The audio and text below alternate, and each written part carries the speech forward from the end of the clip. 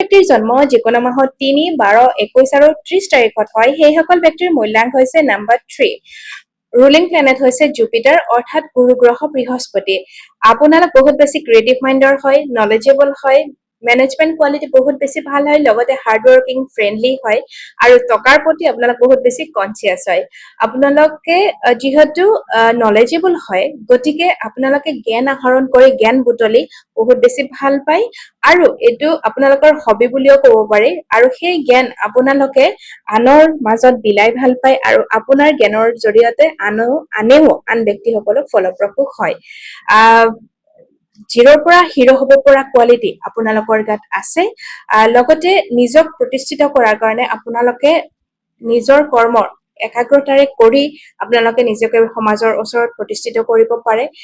উদাহৰণস্বৰূপে মই ফিল্ম ইণ্ডাষ্ট্ৰীৰ লগত জড়িত গোবিন্দা, ৰজনীকান্ত, আপোনালোকে গমেই পায় তেখেতসকলৰ বিষয়ে।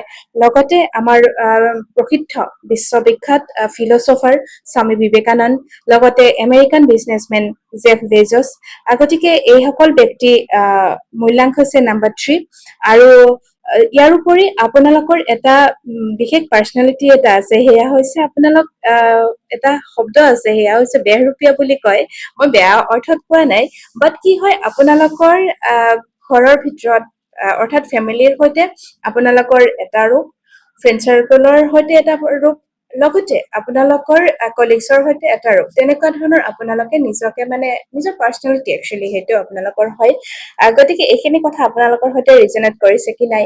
আৰু ইয়াৰ উপৰি আপোনালোকে এজ এ প্ৰফেশ্যন বা কেৰিয়াৰ হিচাপে আপোনালোকে যিকোনো এডুকেশ্যনেল লাইনৰ সৈতে জড়িত বিজনেছ বা চাকৰি কৰিব পাৰে, এডমিনিষ্ট্ৰেশ্যন, ডক্তৰ, লগতে আপোনালোকে স্পিৰিচুৱেলি যিহেতু কানেক্ট হৈ কিনে ভাল পায়, স্পিৰিচুৱেল জাৰ্ণিটো ভাল পায়, লগতে আপোনালোকে হিলাৰ হিচাপেও আপোনালোকে নিজকে প্ৰতিষ্ঠিত কৰিব পাৰে।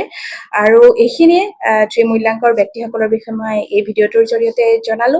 আৰু যদি আপোনালোকে সবিশেষ বা বিতংভাৱে জানিব বিচাৰে মোৰ সৈতে যোগাযোগ কৰিব। আশা কৰোঁ আজিৰ এই ভিডিঅ'টো আপোনালোকে ভাল পালে। আৰু যদিহে এইখিনি আপোনালোকৰ সৈতে ৰিজনেট কৰিছে মোক কমেণ্ট বক্সত জনাব। Thank U.